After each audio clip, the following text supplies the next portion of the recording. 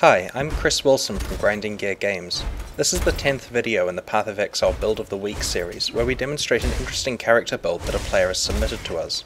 Today's build is a level 72 witch called Elemental Fury, which specializes in getting critical strikes as frequently as it can. For a character that is designed to deal critical strikes constantly, Elemental Hit is definitely a good skill choice. It adds a large amount of damage from a random element to each of your physical attacks.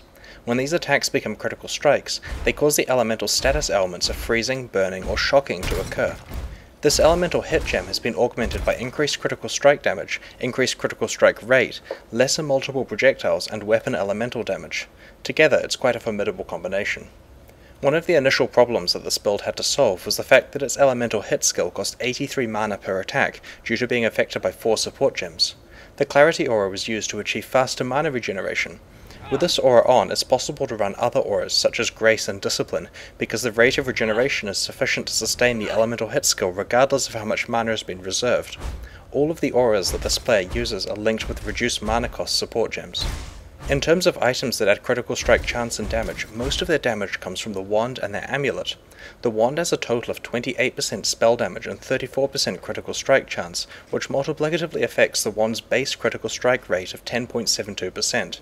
The amulet has an additional 34% critical strike chance. This character's passive skill build has 3 goals: critical strike damage, critical strike chance, and weapon elemental damage. After escaping the witch starting area as quickly as possible, they travel in 2 different directions, picking up all of the critical strike and weapon elemental damage passives in the center of the tree and in the shadow and ranger areas. Overall, with elemental hit selected, the character achieves a critical strike damage multiplier of over 400% and a critical strike rate of above 73%. This is of course higher when you use Power Siphon, but it's not worth the effort generally when the character is already getting so many critical strikes.